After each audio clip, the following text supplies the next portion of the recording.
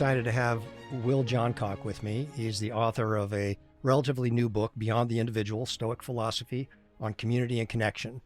I would like to say right up front, it's a real pleasure to have you on the podcast.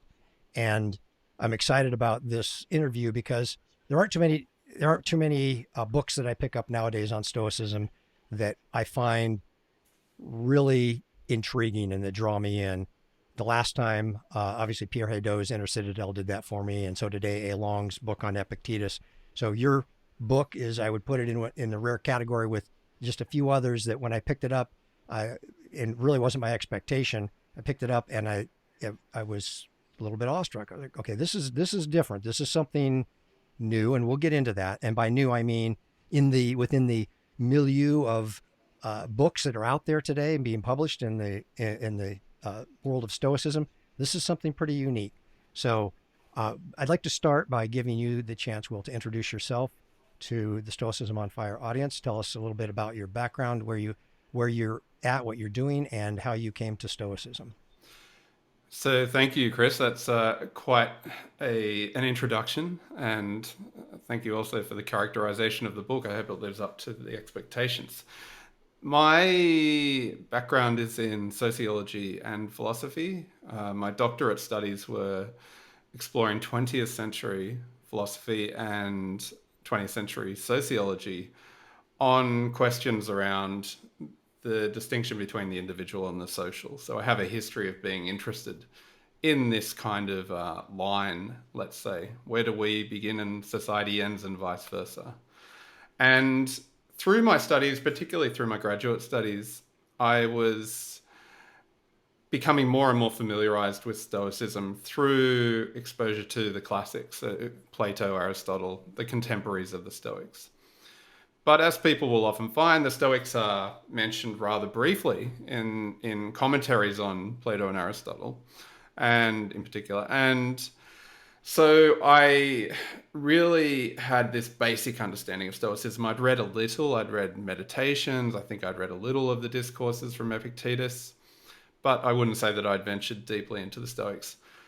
As I then became more invested in ideas around where we begin and where we end, and our relationship with our surroundings, with our physical surroundings in particular, I became more and more aware of various Stoic theories. And then through 20th century philosophies, particularly Michel Foucault and Julia Kristeva, Stoicism started to become more and more present in my inquiries, both academically but also just on a day-to-day level. And 2010, 2011 was when I started to dedicate some time to studying the Stoics on their own, without being part of a collaborative study, let's say, with 20th century philosophies. And my interest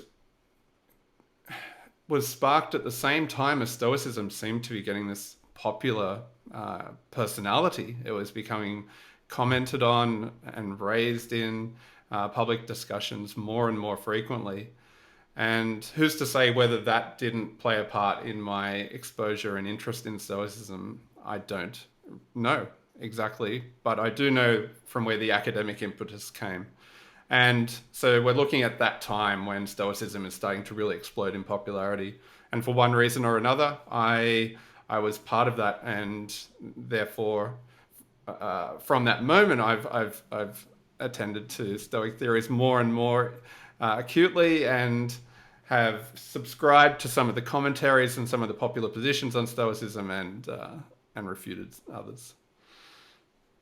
Okay, well, great. Yeah, when I picked up the book and I started reading, I made it through your first chapter, which is basically an introduction, kind of sets the groundwork for the book. But a couple of passages jumped out at me, and I'd like to read a couple of those. The first one reads, "Given the currently fruitful intersection between Stoicism and self-help literature, it could be surprising to consider that using Stoic philosophy with the exclusive or even main intention of serving our own personal needs or goals might not straightforwardly cohere with the ancient Stoic project."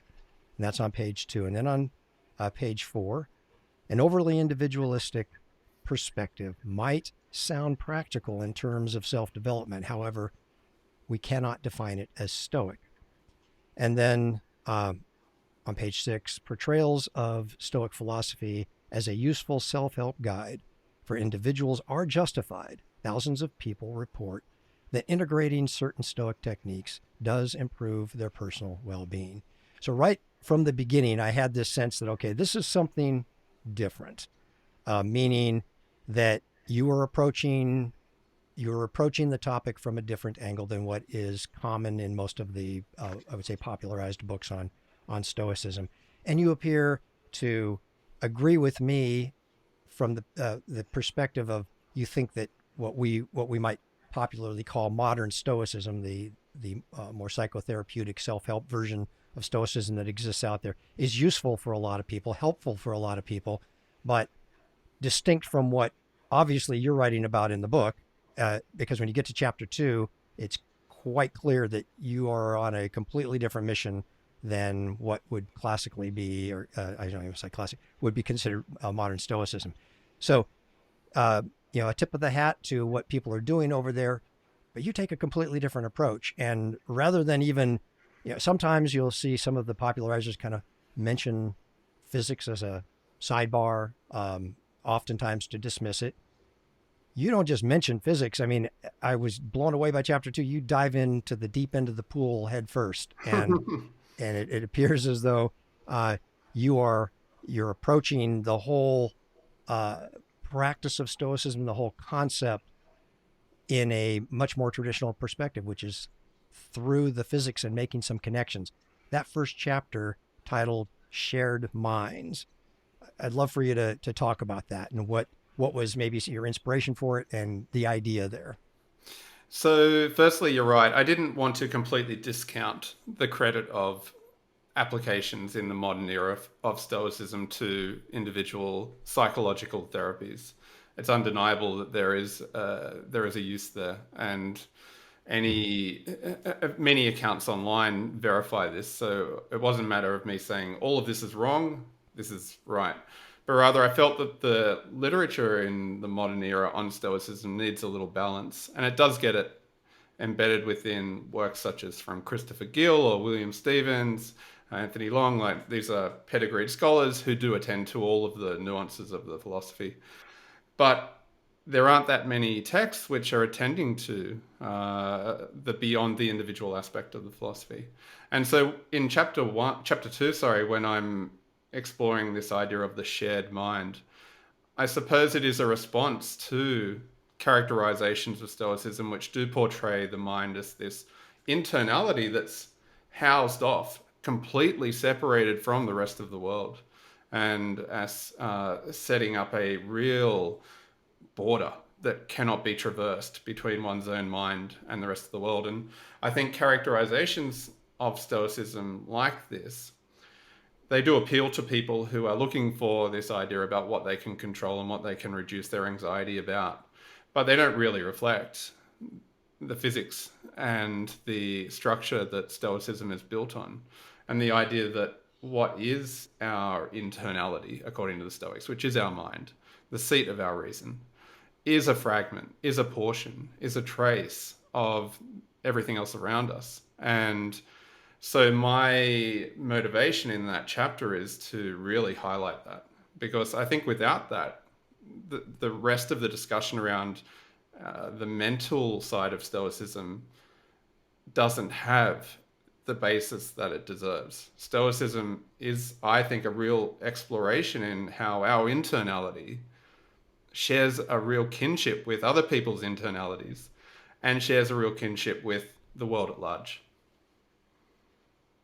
Yeah, I think as I recently posted in my Facebook group, one of the questions that I'm frequently asked is, well, what difference does it make? What difference does it make whether I, believe in this Stoic worldview and assent to the idea of, providence and a divine mind and all of that? And I think your book really draws that out from an ethical perspective. I mean, you do a very good job of covering the theory, but what I mean is the focus is on the practical application of that theory to everyday life for someone who's trying to follow the Stoic path. And you mentioned several scholars, all of which I admire, and they all do a very good job on the theoretical side, and in the case of Long and Gill, some very good ethical work too. Yours just seems to be a little bit more. Um, I think Christopher Gill uh, described your book as challenging and accessible, and I think those are two words that are very appropriate for it. And by that I mean, you acknowledge and you mention by name, Ryan Holiday's efforts to, um, let me say, simplify, to put it kindly, Stoicism into a very palatable package for the masses. And I think there is a tendency, even more than his book, that's kind of a tendency to just let's keep trying to make it simpler and simpler so that it's accessible to everybody. And I think you've done a great job of balancing the accessibility of the work, but not making it simple, not excluding the theory, not excluding some of the academic rigor that, quite frankly, is necessary. There's some necessary pieces that you have to understand to put this together so that you can live it. And you don't skip over that in order to try to appeal to the masses or make it a popular book. And I appreciated that very much. The in the area of shared mind and the difference that it makes you. Let's see. You had a couple of passages here that jumped out at me. And in demanding that we remain indifferent to what occurs externally to us, Epictetus is not prescribing that we live passively in relation to our surrounding social or physical worlds. And then the message embedded in this brief indication of where we will head in this book is this. A Stoic can be engaged with the world around them, particularly where circumstances require their contribution to the common benefit, while not being irrationally destabilized by the world during their contribution to it. And I think that is what you were just talking about. There is this sense that we create this fortress in our mind that protects us from all of the externals, and it becomes our internal Epicurean garden where we're safe from anything out there.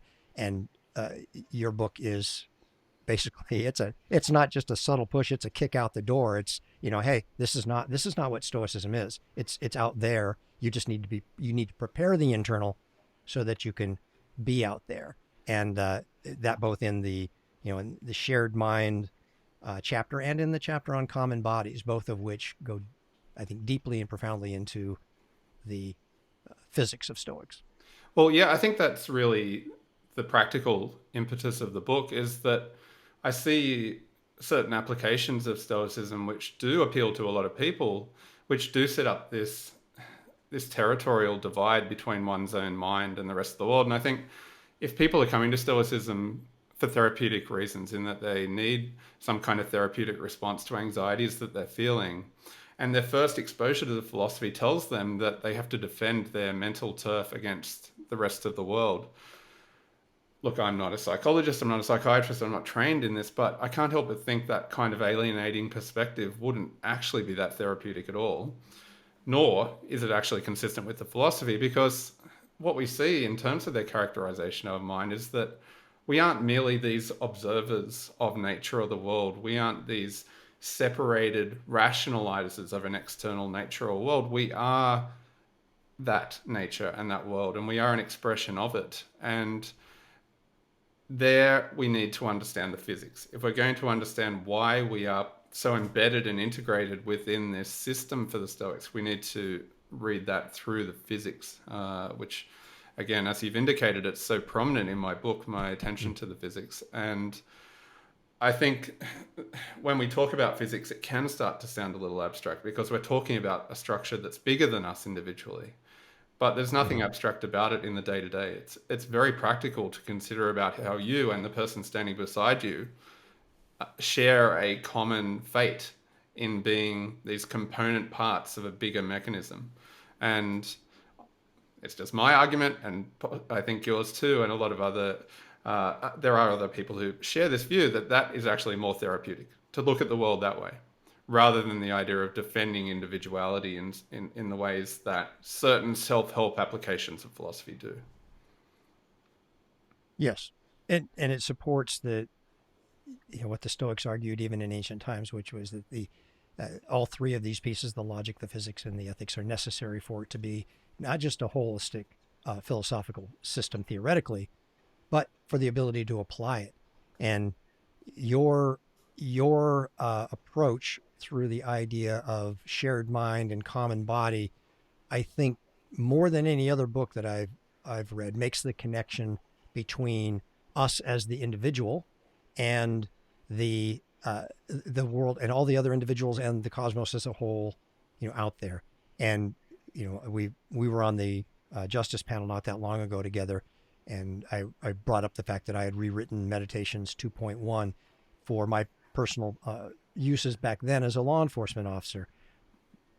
But this goes way beyond that, in the sense that everything that we do in Stoicism, and I think this is the message that comes through in your book, is that this is what it's all about, and it's a message that is overlooked in a lot of modern writings, meaning it's all about the cosmopolis. It's not about the individual. The individual is a part of that, a part of the whole.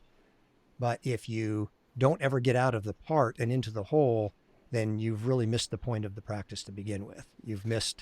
You're stuck in the first circle of oikiosis, and you're not expanding beyond that. Yeah, precisely. Really, the presiding message within the book, which you have recognized, is that whenever we think and whenever we act, we do so with an awareness that we are embedded within this system. We are, as Epictetus, to Marcus Aurelius, to Seneca, will describe us as being parts of this whole. It requires a great humility to do that. It's not relinquishing individuality, it's contextualizing individuality. It doesn't say that we have zero control over how we think, but it says that we have been fated to have control over certain things. Can we adhere to that fate? Can we adhere to that nature? Again, this isn't a negation of individuality. I'm not asking anyone to relinquish entirely the notion of the self. It's rather a reconceptualization of the self. And every time you step out the door, every time you think, every time you're aggrieved, how do you see yourself? Is it as someone who's defending themselves against everything else? Or do you see yourself as part of an integrated set of causes and effects? And as Marcus Aurelius says, do you subscribe to the theory of providence or atoms? And of course, he's positing that we live in this providential universe, and what happens to us is prescribed. We have a capacity, we have an individualized capacity to respond to that accordingly. So I'm not removing the possibility of being an individual. I'm contextualizing it, as I think the Stoics do, within something greater than the individual. Yeah, and I would like to emphasize that, because that was to be frank, that was one of my concerns when I started reading the book. I thought, okay, here's a sociologist that's going to turn this into some kind of, Right. collectivism, an argument for collectivism, and you don't do that. That's, I think you strike a really good balance between the individual and the whole, the part and the whole.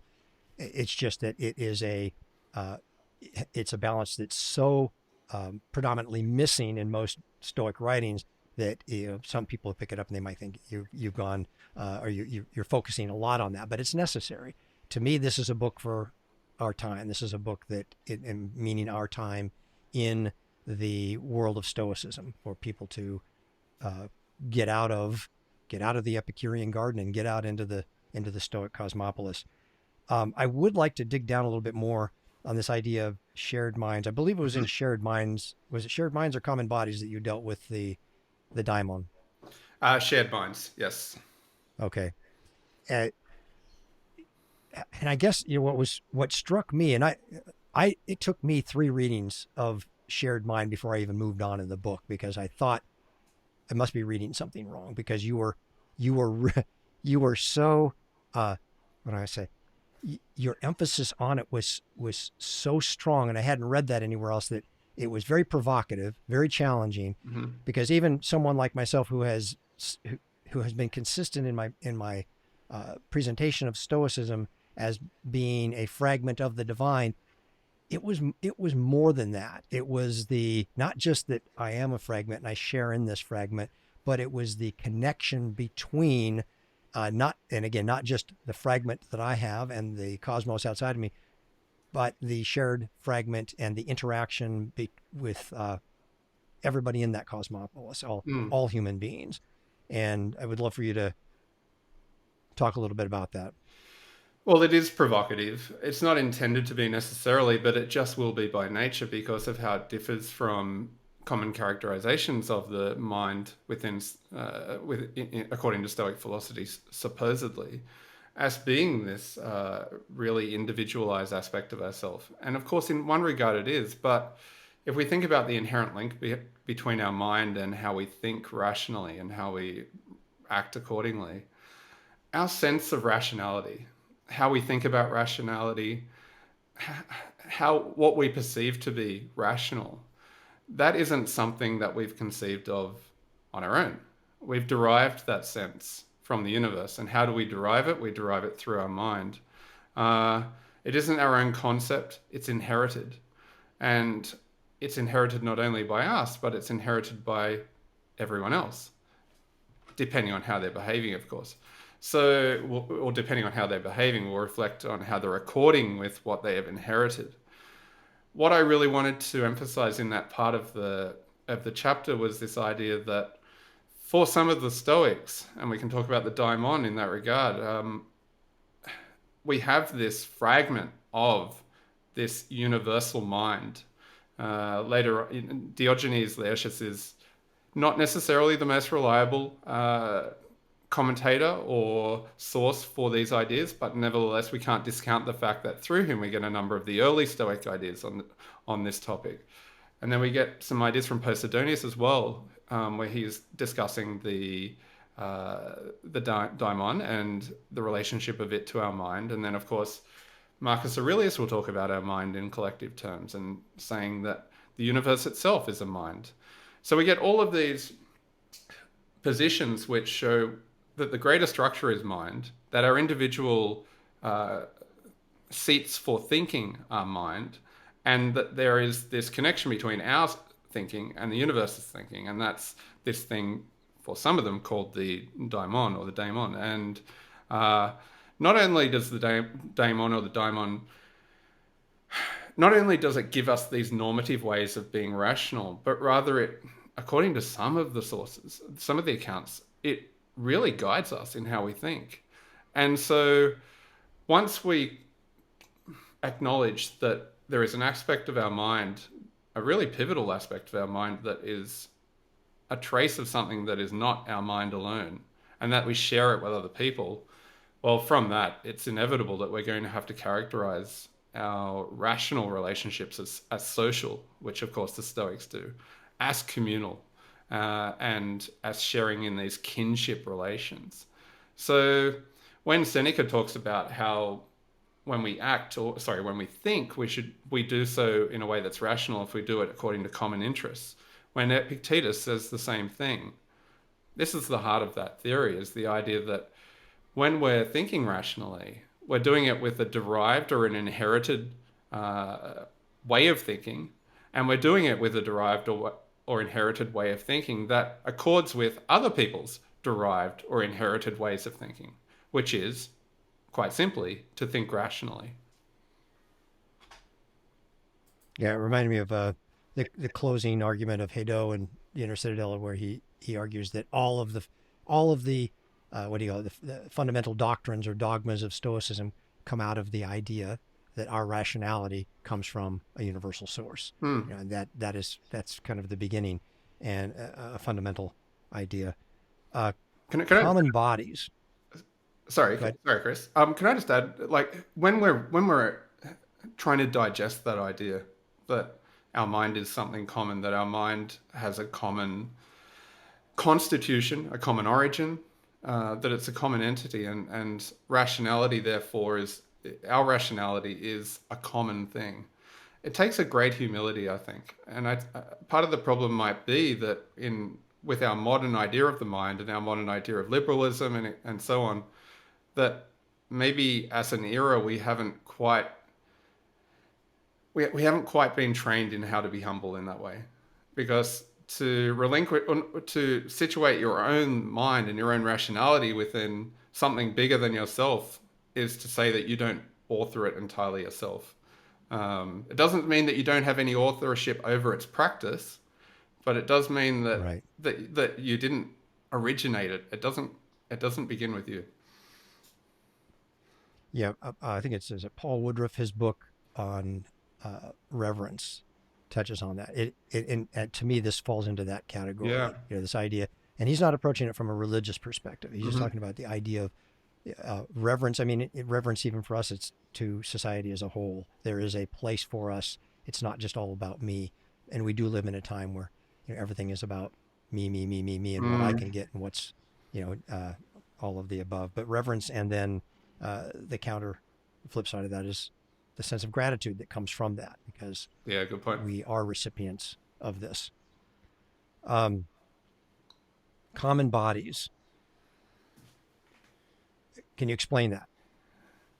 Well, what I've done with the book essentially is, with each of the 5 chapters, is pick an aspect of ourselves that we might typically or conventionally characterize as being individualized, as being something that is just us. And with the Mm-hmm. mind, we can interrogate that supposition, and with the body, we can too. So when I'm looking at the body and describing it as common, I'm looking at the substance of the body as being part of this universal flesh, so to speak, and we are one expression of it. And one of my favorite descriptions of the body, let's say, but more than the body as well, comes from Marcus Aurelius when he discusses how he describes the matter of the world, the material of the world, as wax. In this description, he says, and at once the wax is a horse, and then it gets melted down, and this is possibly a reference to the conflagrative cycles, and so Mm-hmm. it's at once a horse, and then it melts down, it becomes a tree, and then it melts down and it becomes us, and then it melts down and it becomes something else. So really, I'm exploring that kind of sentiment, the idea that you look distinct, we all look distinct as embodied creatures, and the idea of the body is very important in Stoicism as well, where the earliest Stoics intervene into preceding Platonic ideas and will say that everything is everything that exists is a body, which is quite different from Plato's position. So the body has a real heritage in terms of its importance in Stoicism. But when I'm looking at it in terms of a common sense, I'm looking at the substance of the body. What is it that makes up my body? Funnily enough, it's the same stuff that makes up the body of other people, and it's the same stuff that makes up the body of the universe as a whole. And so we get then those great descriptions from Epictetus and Marcus Aurelius about us being limbs of this universal body, and about how they all have to act in cooperation. And if one limb of the body is going this way and one's going this way, then there's going to be a problem. But the universe in its entirety doesn't have this problem. It is a perfect body. It's designed with great order, and of course that's the equation of rationality with order. So my chapter is a study of that idea of the commonality of the substance that makes us up. Okay. And again, I guess that brings you back to a little bit of sense of humility, the stuff that we're Mm, made of. yeah. Your next chapter, caring for the self, is caring for the other. And here, I think you're making I mean, you have obviously made connections in the first 2 chapters between the individual and the collective, but here it becomes a little bit more explicit in in the terms of oikiosis and caring for others. That caring for ourselves is caring for others, and caring for others is caring for ourselves. So, what was your intention there? So again, it was to interrogate this idea that something that seems really individualized, self-preservation, is actually a trace of something that is not necessarily individualized or personalized at all. And instead, that when we do have self-preserving inclinations, they're not necessarily simply for our individual survival or health or benefit, but rather they're a trace of something bigger. And so in the chapter, I explore that fairly prominent distinction between pleasure and self-preservation that the Stoics and their contemporaries will make. because it's important in that through that distinction we get the understanding of self-preservation as being akin to living a rational existence. So it's not about Hmm. maintaining one's survival. It's not necessarily even about maintaining one's health, although the discussion around preferred indifference and, of course, Aristotle's accommodation of some externals into eudaimonic happiness is relevant there. But without getting too complicated, it is really a study of ourselves, attending to ourselves because of our integration within a grander system. And there I can again raise all of the great material around the interconnections that we share with other humans and how self-preserving is something that is, even if we don't realize it, is the effects radiate beyond us. It reflects our citizenship in communities, both small, i.e., localized, and the cosmopolitanism itself. Um, what I ultimately want to argue in that chapter is that thinking and acting with mutual needs and common benefits in mind is self-preserving, and that's primarily because the former, the mutual needs and common benefits, are rationalized, and they are attuned or in accordance with the whole. So that's the argument there. It's trying to redefine self-preservation as being about the individual to be about something grander. Yeah, and that is something that is so frequently overlooked is the oikiosis, which is actually the foundation for Stoic ethics, comes from Stoic physics. It's a concept out of Stoic physics, and the self-preservation is, even though the term, I guess, literally means self-preservation, but it really is a concept that is social in its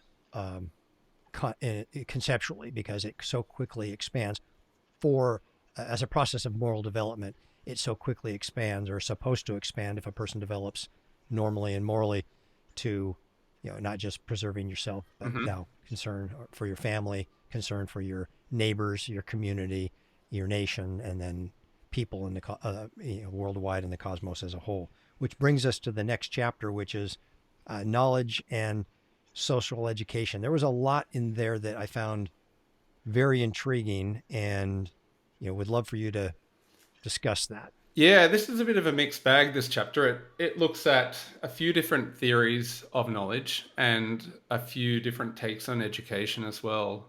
Uh, First, the heart of the chapter is probably initially when we do look at the discussion transtemporally, they're not peers, but between Sextus Empiricus and Epictetus on the possibility of whether we can know and whether it's justifiable to assent.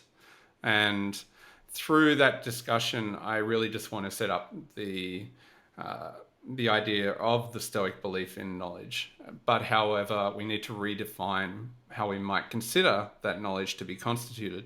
So, what do I mean by that? Stoic knowledge, and Seneca's a great source on this too, in that knowledge isn't necessarily about having a set of facts that we can individually recite about the world. Seneca has Mm-hmm. that great tirade against pointless traveling, about going around the world just so you can acquire these facts, so you can come back to your hometown and show off. And Right. it seems like you're quite worldly. And I think what he's actually saying is that the real worldliness that a Stoic will have is when they do have the knowledge of their relationships to that world rather than just be able to recite things about it. Um, Mm-hmm. so that's part of it. And the other part is really a study on training. And what does it mean to be training as a Stoic? Who is given the opportunities to be training in Stoicism? So we look at Masonius Rufus there as well in his discussion on women of the era, and the idea that Stoicism is a really public square philosophy. It's not necessarily something that's just studied in books. It has a greater public purchase, and I think that's important because then we can attend to the two forms of social or sociality or being social in Stoicism. And one is quite disregarded and criticized to a degree by Marcus Aurelius and Epictetus about not being, and Seneca, about not being too caught up in gossip and trivial social affairs, let's say. But in another regard, the social is really celebrated as being integral to living stoically. And that takes us back to a lot of what we've already discussed around the inherent communal and collaborative and cooperative features of Stoicism. Can I ask, in terms of education, since I'm with the College of Stoic Philosophers, is there Mm. anything that you see in reading or researching and writing this book that you thought might jump out in terms of educational processes that would be that is maybe missing or that might be helpful? Educational process. It's funny because Training programs, whatever word you want, well, it's whatever funny word you want because to put on it. I'm having a child soon, and I've been talking with my partner about how I would love, and I don't think I'm the only one here. How great it would be if you grew up in a schooling system which integrated some basic Stoic ideas around what you share with other people, rather Mm-hmm. than necessarily, what can you do for yourself? How can you achieve? How can you do better to the detriment of others? Um, so, in terms of the literal training of Stoicism in modern society, let's call it, I have been thinking about how useful it could be at a young age to be exposed to these ideas. And again, what ideas? Primarily, I think this idea that what you consider to be internal about yourself and what you take great pride in and what you feel great shame about, it is, in some regards, controlled by you. But it is also shared with everyone else. And so you should feel this real affinity with other people. And on your first day at school, and your first day at college and high school, the really intimidating days, how can you approach that with the mentality of affinity with others? And to what extent would that degrade or lessen the associating anxiety of these kinds of experiences? Yeah, put Stoicism into the classroom from an early age would be my answer. Yeah, no, that would be incredible. And I think, at the college, one of the things that I think is, I don't know, I'd say we were lacking in the modern Stoic world is a sense of community. And I know, the modern Stoics have gone a long way toward creating local meetup groups, and those are Mm-mm. very helpful for them. Doing that from the traditional perspective has been a little bit more difficult. I have a small group that I meet with on a weekly basis, and for me, being able to have an hour with 5 or 6 fellow Stoics that are all kind of on the same path and trying to do the same things, it really beneficial, for all of us. And just being able to share ideas and talk, and that's an educational process and that's a training process. But it's the social part of it that I think gets sorry, it's not overlooked. It just becomes ugly when it gets on Facebook and other social Mm. media Yeah. environments. Because it becomes shouting matches and it becomes arguments, and there's very little education or training that actually goes on. And so being able to take it off of those platforms and actually have face-to-face meetings with people and see other human beings talking to, even though it's not in person, I guess this is 21st century in person, right?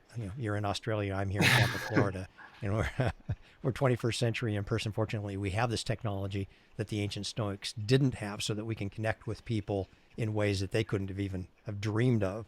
But Yeah, I can. the last chapter of your, Sorry, just to continue on go with ahead. this, I think and your influence in that space, I think, is important to recognize too, and how different your interpretation is compared to a lot of the convention. And the idea about how do we converse about Stoicism, how do we train each other in a way that's receptive to each other, that is not necessarily aggressive. I think one of the misconceptions about Stoicism is that it's really this really matter of fact, brutal, black and white kind of philosophy, and the personas that new adoptees of the philosophy take on, therefore, does seem to mimic that. We get those lines in Epictetus about you sad and sorry creature with your sad and sorry ways.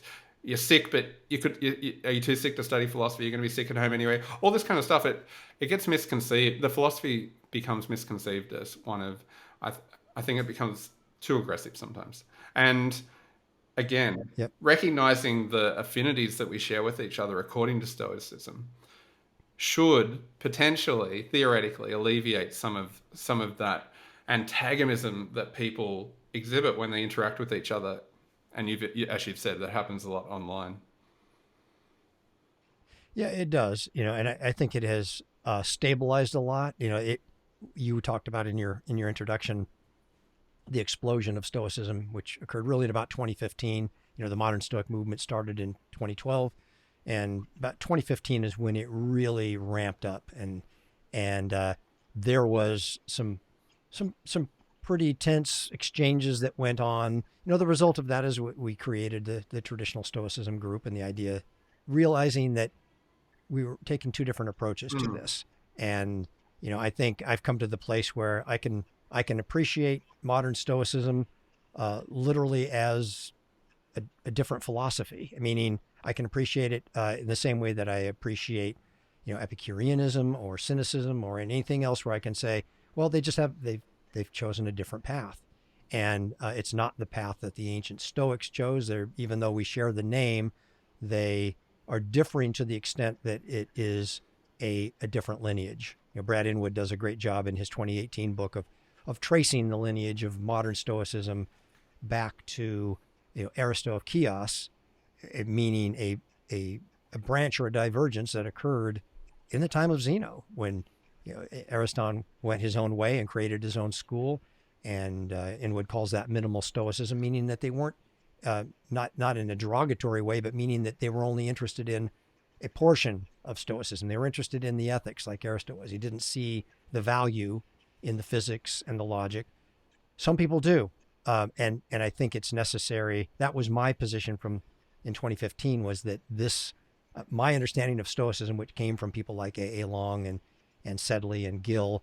It wasn't something that I invented. I'm not smart enough to do that, but Neither I am I. read their books and said, okay, well, this is what Stoicism is, and I'm thankful that they were around. And I said, well, if this is what it is, then this is the way we should be practicing it. But I felt that needed to be kept alive, and that's what we've been attempting to do. I guess we'll close. Hopefully, this won't take us into too deep of a hole. But your final chapter on collective happiness, I'll let you talk about it first in general, and then I would like to get into the Posidonius and the differentiation in Stoic psychology that you present. But I'll let you just talk about the chapter generically. Okay, collective happiness. So it was identifying, as the culminating chapter, as the final chapter of the book, it was identifying happiness through its various definitions or terminologies as the ultimate Stoic state, and also emphasizing that happiness for the Stoics is a rational process rather than an emotional outcome. So we've got a distinction between the conventional understanding of happiness in the modern day and what the Stoics were talking about regarding happiness. So what does it mean by rational? It means that it's distinct from this individual psychological end that we can achieve, but rather it's something that we partake in. The Stoics, of course, are practice-based. It's a practice-based philosophy. And what does practice mean? Well, in some regards, it means that it's a systematized activity. Rational means an ordered system. So it means behaving and thinking in accordance with this system that the Stoics called nature. So happiness, therefore, for the Stoics, is a really communal function. It can never be individualized. You can never be separately happy, according to the Stoics. And this is obviously consistent with the rest of the book.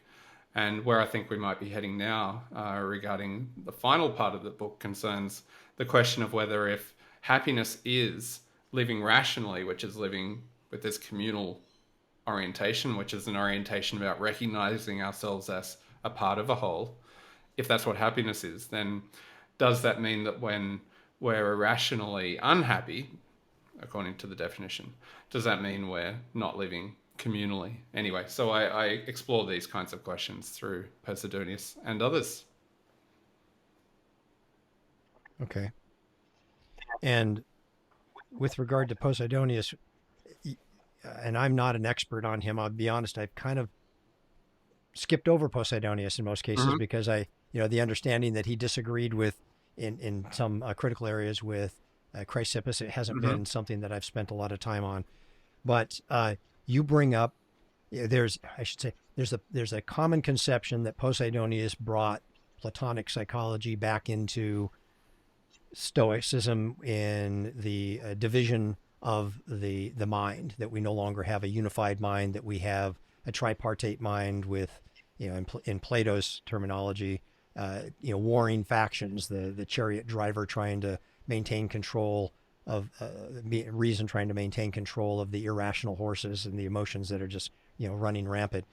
And I think it's fair to say, and I think you presented in that way, that that some of the material that we have for pinning this on Poseidonius comes from, Galen, who was basically hated Chrysippus and would have done anything he could to make Chrysippus look bad. So we may have a little bit of an overstatement of some of this. And while I haven't read it, I was glad to see that you referenced Cooper's article from, or his chapter from the book, where he tries to make that argument that Galen, it may not be as dramatic a difference Yeah. as what some people portray it as. So I'd love for you to talk about that, because you use the term irrational faculty in the book. Yeah, and so that's the question. And Cooper's, the source of this kind. Cooper and Gill as well. They've written some really important articles on whether the Posidonian interpretation, the Chrysippus interpretation are wildly different. And what does wildly different mean? Do we essentially have internally a a rational faculty that, let's say, operates by degrees? So are we more or less rational with with this singular faculty within us, and we are in this battle constantly to it's almost like, if you think about it quantifiably, to make it more rational. Is that the Mm-hmm. case? Is that what our internal constitution is, or do we have separate parts of our soul, our mind, our internality, that are dedicated to different functions? Some of them rational, some of them irrational, some of them are desirous and appetitive. Um, and Plato's original conception was somewhat of a metaphor, in a way, for different parts of a city state functioning well together. And likewise, this idea that we'd have different parts of our internality functioning well, because they'd each have their dedicated labor, let's say. And so the question Mm-hmm. that I explore, whether, and it's only through Posidonius, because I think we don't have enough from other Stoics on both positions to really appraise this question, but through Posidonius, whether we can say that we do have a singular faculty, or whether we have competing or complementary faculties within us. And the main question to come from that is whether, if we do have an irrational sense of, part of ourselves that is distinct from our rational part, is the irrational part, is it structured in the way that the rational part is? So by that I mean, can it self develop? Because one of the main aspects of Stoicism, and something I explore in that previous chapter on education, is the idea of self development. And we are given this communal thing called the mind. It's a part of nature. We don't conceive it ourselves. But nevertheless, the Stoics do talk about how we train it, and how we develop this habit, and how we internalize nature, and how we internalize its rational processes. And so we can become more and more in tune with being rational. And that's why the Stoics will also say that children and certain other groups of people, won't be able to be rational in the way that a fully developed adult will. And so what I'm asking in that question is, if we have a separate emotional faculty, or a separate irrational faculty, I should say, not emotional. If we have a separate irrational faculty, which is a huge question, unresolved question, if that does exist, can it develop in the same way that our rational faculty can? And I do that through some of the Posidonian literature. It's a fascinating question, because it does have ramifications for what it means when we are irrational. When we are irrational, are we completely separated from the rational order of the world? Marcus Aurelius and Epictetus will make these big statements that we are divorced, etc., from the system to some extent, anyway. So part of the purpose of that question is to just canvass some of the ideas, some of the scholarship on this question. It's not necessarily to bring a definite answer, although I do propose an answer, but rather it integrates Cooper, it integrates Gill, and it integrates some of the more balanced perspectives in arguing that maybe one of the original ideas on this position in Stoicism is from Chrysippus, and maybe one of the preceding ideas from Posidonius aren't necessarily that different. There's going to be some differences, but they aren't wildly different. We can't reduce them to polar opposites. Well, I would say you've definitely, like I said, challenged me to go back and read Posidonius. That is a blank spot to a large degree in my education process. I will close by, well, first of all, ask, is there anything else about the book that we haven't covered that you would like the Stoicism on Fire listeners to know about the book? Maybe as a reason to buy it for themselves. Is there something that we haven't talked about today? I don't know if we haven't talked about it today. It's been quite a comprehensive chat, but I feel like I would like anyone approaching the book to do it with the idea of what, or the question of what about if the thing that makes me, my mind, whatever it might be, whatever it is that you think makes you, uh, are you willing to recognize that this is a trace of something beyond you? And it's not about losing you. I'm not asking you to negate yourself.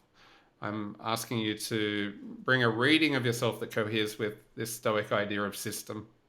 And can we all do that? And can we all be humble in that way and recognize ourselves as expressions of something else, as involved in each other?